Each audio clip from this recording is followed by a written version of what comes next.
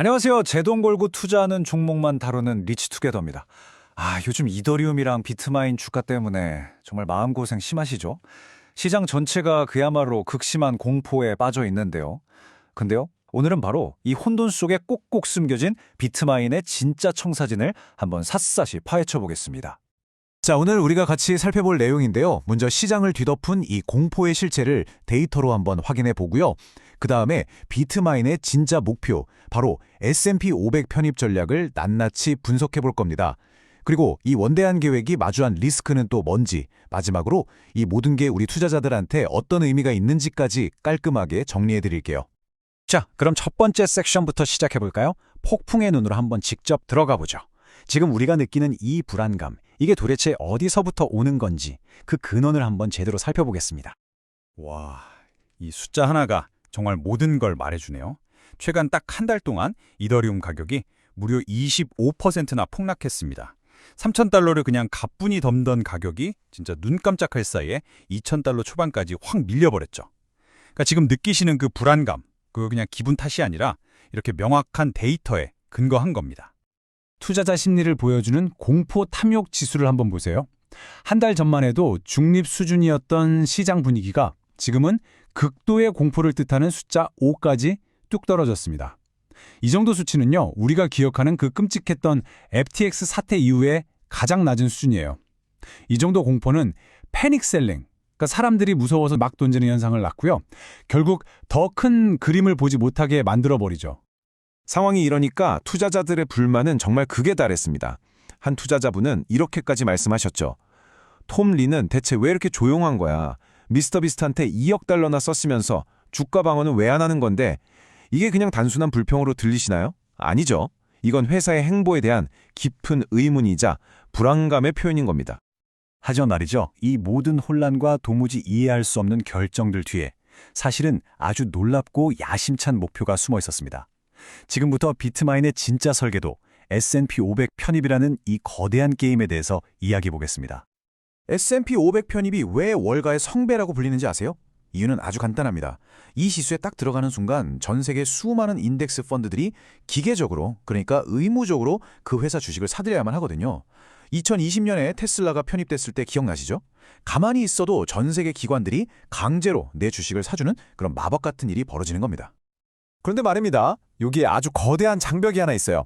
S&P 500은 그냥 덩치 큰 회사들 모임이 아니에요. 실제로 사업을 해서 돈을 버는 그런 회사들만 들어갈 수 있는 클럽이거든요. 그렇다면 그냥 암호화폐 사서 보유만 하는 회사가 대체 어떻게 이 높은 문턱을 넘을 수 있을까요? 제가 아주 쉽게 비유해드릴게요. 영업이익은요, 매달 꼬박꼬박 들어오는 월급 같은 거예요. 꾸준하죠. 반면에 투자 수익은 언제 터질지 모르는 로또 당첨금이랑 비슷해요. S&P 500은 로또 당첨자를 찾는 게 아니라 꾸준하게 월급을 받는 안정적인 회사를 원한다는 겁니다. 비트마인이 풀어야 할 가장 큰 숙제가 바로 이거였어요. 바로 이 월급 문제를 해결하기 위해서 비트마인은 세 개의 단단한 기둥으로 이루어진 전략을 세웠습니다. 첫째, 미스터 비스트를 통해서 거대한 유통 채널을 확보하고, 둘째, 마반이라는 엔진으로 영업이익, 즉 월급을 만들어내고, 셋째, 이 모든 계획을 월가 베테랑들이 실행하는 거죠. 자, 하나씩 한번 뜯어볼까요? 자, 논란의 중심이었던 미스터 비스트 투자부터 한번 보죠. 다른 회사들이 수천억 원을 그냥 광고비로 태워서 없앨 때 비트마인은 그 돈으로 4억 5천만 명의 구독자를 가진 미디어 제국의 지분을 샀습니다. 이게 무슨 말이냐면요, 매달 월세 내면서 장사하는 게 아니라 아예 그 광고팡이 붙어있는 건물을 통째로 사버린 거랑 똑같은 거예요. 이건 비용이 아니라 자산을 확보한 거죠. 그리고 비장의 무기, 바로 마반입니다. 마반은요, 비트마인이 가진 이더리움을 그냥 금고에 넣어두는 게 아니라 이더리움 네트워크의 보안을 책임지는 서비스를 제공하고 그 대가로 수수료를 받는 거대한 공장으로 탈바꿈시키는 프로젝트예요. 마치 아마존이 자기들 남는 서버 공간을 빌려줘서 AWS라는 어마어마한 사업을 만든 것처럼요. 이더리움 가격 등락과 상관없이 안정적인 월급을 만들어내는 핵심 엔진인 셈이죠. 그럼 이 복잡한 계획을 누가 실행할까요? 바로 월가의 DNA를 가진 사람들입니다. 회장인 톰 리부터 아크인베스트, 빌 밀러 같은 쟁쟁한 투자자들까지. 이 사람들은 그냥 암호화폐를 좋아하는 사람들이 아니에요. 이들은 월가의 언어로 말하고 월가의 규칙을 꿰뚫고 있고 S&P 500의 그 까다로운 기준에 맞추기 위해 회사를 어떻게 포장해야 하는지 정확히 아는 금융공학자들인 거죠. 자, 지금까지 들어보니까 정말 영리한 계획이죠. 하지만 아무리 뛰어난 설계도라도 이 혹독한 시장 현실 앞에서는 힘을 잃을 수가 있습니다. 이제 이 원대한 계획이 마주한 냉혹한 현실과 리스크들을 하나하나 점검해 보겠습니다. 이게 바로 비트마인의 재무상태표가 마주한 현실입니다. 그러니까 장부상으로만 80억 달러, 우리 돈으로 무려 10조 원이 넘는 손실이 발생한 겁니다. 80억 달러. 감이 잘 안 오시죠? 이건 웬만한 유명 기업들의 전체 시가총액보다도 더 큰 금액이에요. 그만큼 지금 회사가 받는 압박이 어마어마하다는 뜻입니다. 그럼 모든 투자자들이 가장 두려워하는 그 질문을 던져보겠습니다. 이렇게 엄청난 손실 속에서 비트마인은 결국 보유한 이더리움을 강제로 팔아야 하는 상황, 즉 연쇄청산이라는 끔찍한 도미노를 시작하게 될까요? 정답부터 딱 말씀드리면 아니오입니다. 가장 중요한 이유는요. 비트마인이 빚을 내서 이더리움을 산 게 아니라는 점이에요. 자기 회사 주식을 팔아서, 즉 자기 자본으로 자금을 조달했거든요. 갚아야 할 빚이 없으니까 담보가 부족하니 돈을 더 내라는 마진콜도 당연히 없습니다. 가격이 아무리 떨어져도 당장 자산을 팔아야 할 의무가 없는 거죠. 하지만 그렇다고 해서 모든 위험이 사라진 건 절대 아닙니다. 우리가 미리 알고 준비해야 할 심각한 리스크들이 여전히 남아있어요. 첫째, 회사의 성장 엔진인 플라이휠이 멈출 위기입니다. 이 엔진은 주식을 팔아서 그 돈으로 이더리움을 사는 방식으로 돌아가는데 지금처럼 주가가 낮으면 엔진에 넣을 연료가 부족해지는 거죠. 둘째, 이 모든 노력을 다 해도 S&P 500 편입이 보장된 건 아니고요.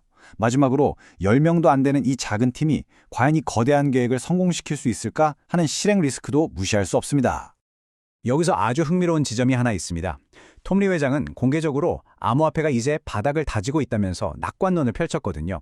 근데 바로 그의 회사 펀드스트랩 내부에서는 다른 애널리스트가 이더리움이 1,800달러까지 떨어질 수 있다고 정확하게 예측했습니다. 그리고 실제로 그렇게 됐죠.